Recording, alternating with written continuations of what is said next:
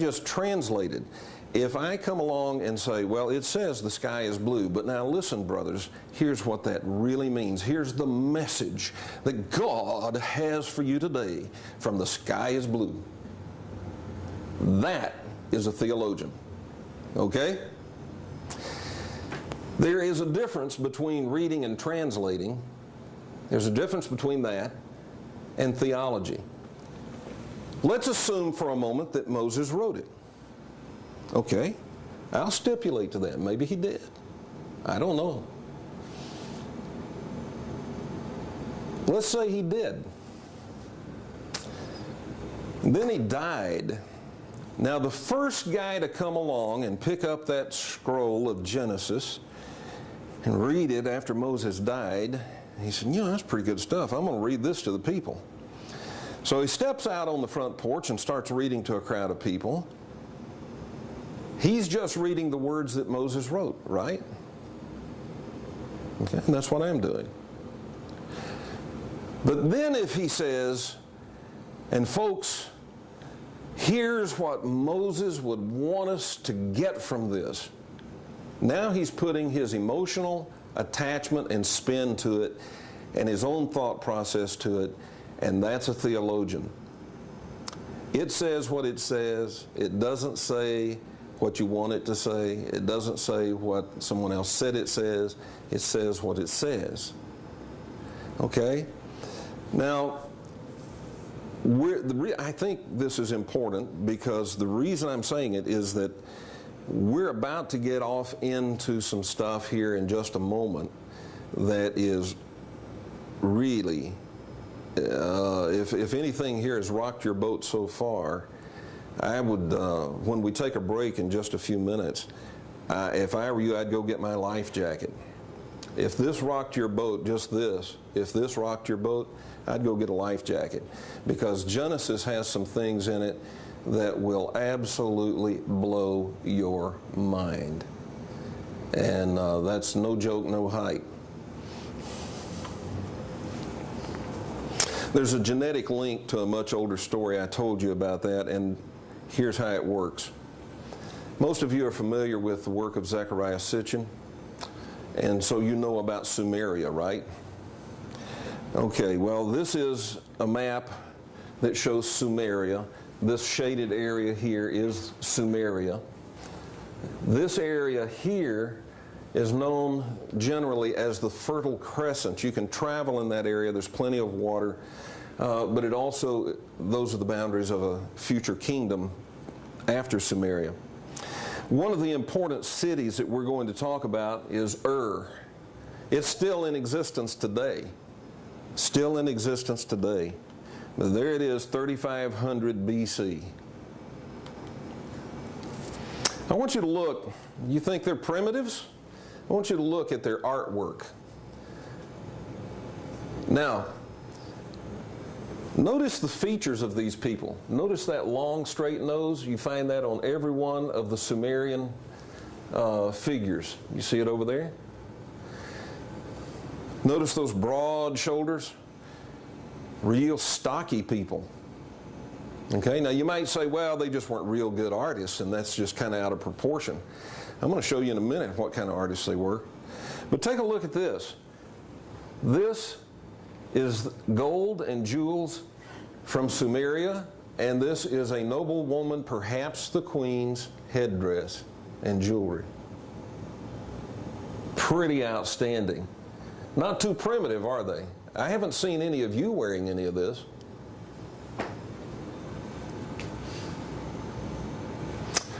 All right. Now, let's talk about how smart were these people. Well, they weren't too primitive. They had writing. And by the way, they're not Semitic. They are not a Semitic people. They're a mysterious people that just showed up in the Mesopotamian valley and just unpacked cities. They didn't go through growth periods. They just unpacked and it was a city. So how smart were they? How advanced were they? Well, they had writing.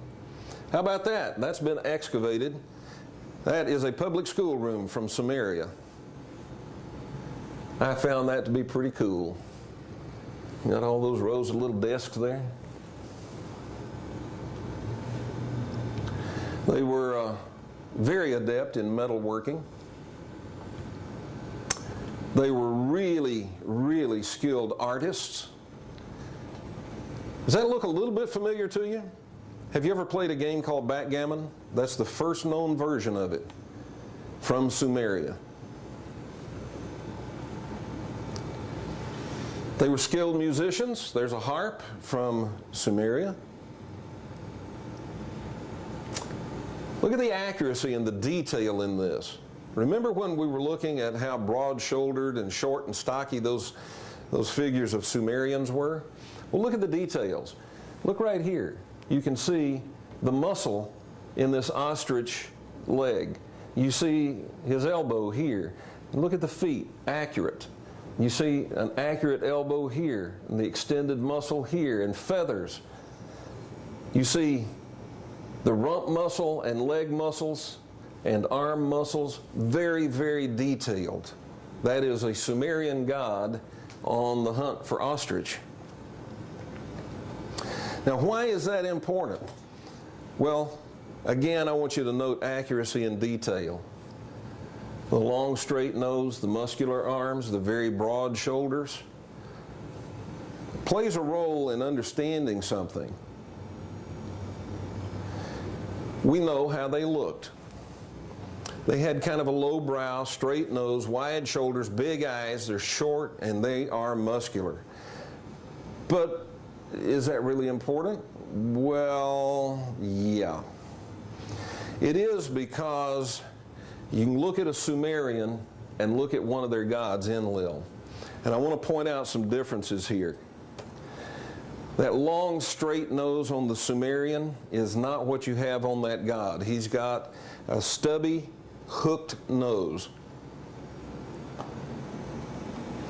The eyes are shaped different. The Sumerian has kind of an almond shape to his eyes, and the god has more of a European kind of shape to his eye.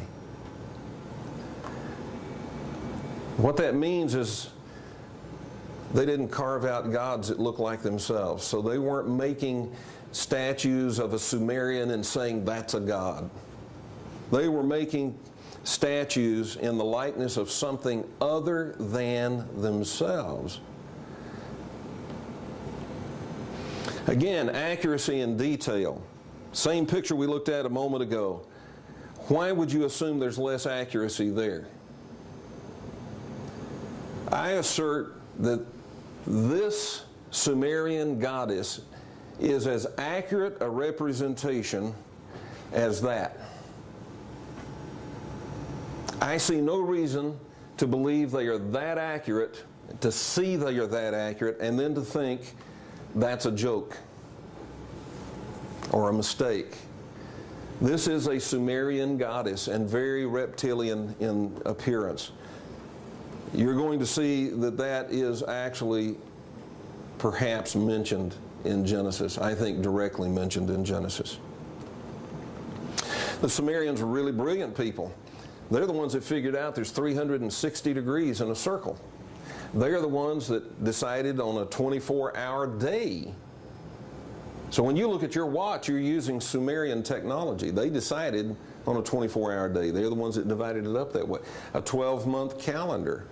So when you sit down with your day timer and you make appointments and you write things into your day timer, you're using Sumerian technology.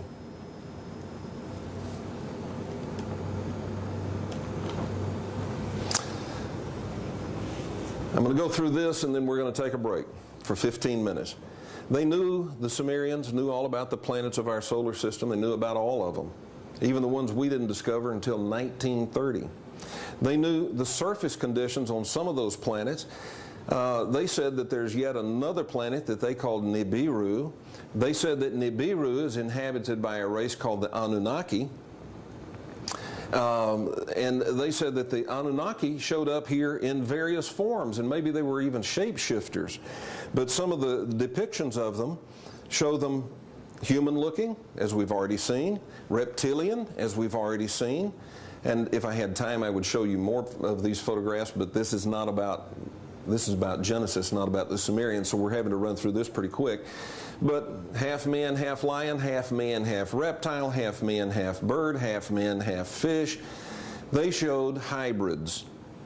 Now, we don't know if those actually existed. We don't know if they did exist. Did they exist as shapeshifters, or were they sort of like permanently half man, half lion? But the Sumerians certainly said they existed. They said that the Anunnaki created us to be a worker race. Boy, are you going to be shocked when we get past this and into what Genesis says about why you were created. They said that the Anunnaki educated us, or educated them, in the arts, science, agriculture, metalworking, astronomy, medicine, in everything. Everything they knew, everything they claimed to know, they got it from the Anunnaki. At least that's what the Sumerians said. And they said that the Anunnaki return on their planet, as their planet comes through here, every 3,600 years. Now what we're going to do, I'm going to take 5 more minutes. That'll be an hour, and then we'll take a 15-minute break. All right? Sumerian life force. The Sumerian life force is always shown as serpents entwined about a pole. All right? Now this particular life force that is shown here, right here, that's actually the symbol for Adam. I think it's interesting that geneticists say we actually have 12 strands of DNA, only 2 of them are active. And here we have the symbol for Adam. We have 2 serpents entwined about a pole, and they are being kept in, confined by a griffin on each side with a long sword. They're confined to 2. Looks a lot like DNA, doesn't it? Or the caduceus, still used by the medical profession today.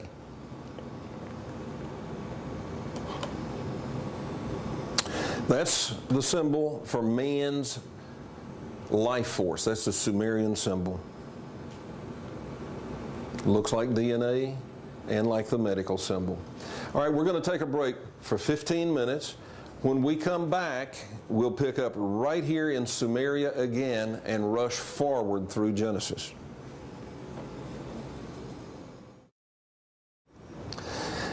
All right, now we've got a lot of ground we've got to cover now very quickly. We're in Sumeria, and I said there is a genetic biological link between the story in Genesis and the Sumerian story that you've heard from Zecharia Sitchin and his people. And here is how that works.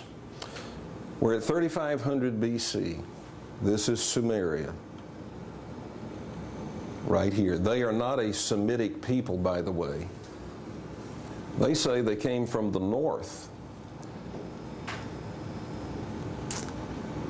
At around 2500 BC, a nation to the northwest, a people to the northwest, began to flex their muscles, and they are called the Akkadians. And the Akkadians extended their empire down into Sumer, and all of them